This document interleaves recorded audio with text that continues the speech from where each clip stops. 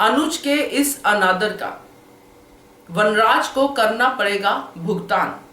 नमस्कार दोस्तों, स्वागत है आपका आपके अपने चैनल हंग्री स्पिरिट्स में। हंग्री स्पिरिट्स देख रहे सारे दर्शकों का मैं अंजू शर्मा दिल से स्वागत करती हूँ। वनराज जिस तरह अनुज का अनादर करता ही जा रहा है, एक नहीं दो नहीं कई बार धक्के मार के बाहर निकाल रहा है, ये अनादर बहुत महंगा पड़ेगा वनराज को, क्योंकि अनुज ने कुछ नहीं किया है। अगर आज अनुज का वनराज ऐसे अनादर कर रहा है तो एक समय था जब वनराज को अपना ही अनादर करना चाहिए था। मगर ये बातें समझने वाली होती हैं, जो वनराज समझता ही नहीं है, तो इसका भुगतान करना पड़ेगा। अभी तो इतने सारे कर्मों का भुगतान सामने पड़ा है। जवान बेटे का जो है मृत्यु का प्राप्त हो जाना, यह भी कर्मों का ही हिसाब होता है, मगर फिर भी बुरे कर्मा करने छोड़ नहीं रहा है। समझते बूझते सब चीजों को देखते हुए वही कर्म बार बार करते जा रहा है। चर्चा करते हैं इस पे, मगर पहले वही निवेदन, जिन्होंने अभी तक चैनल को सब्सक्राइब नहीं किया है कर लीजिए। साथ में दोस्तों बेल आइकॉन दबाइएगा ताकि आपको हमारे वीडियोस के नोटिफिकेशन मिलते रहे।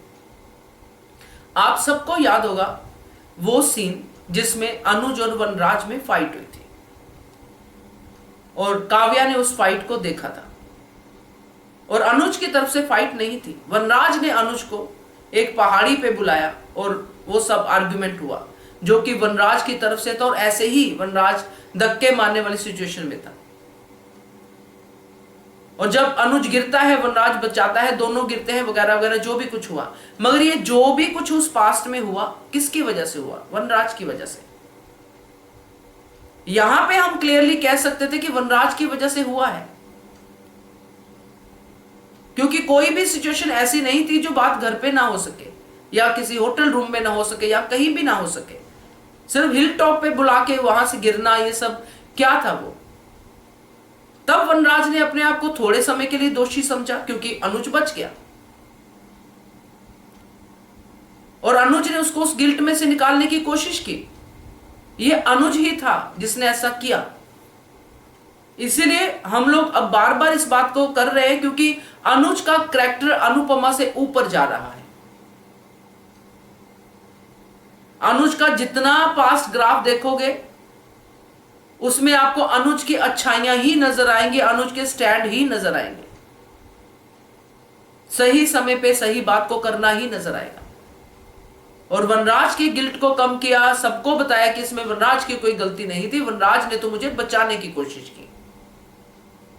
आज की सिचुएशन में आए, वनराज को पता है कि गलती नहीं थी अनुज की,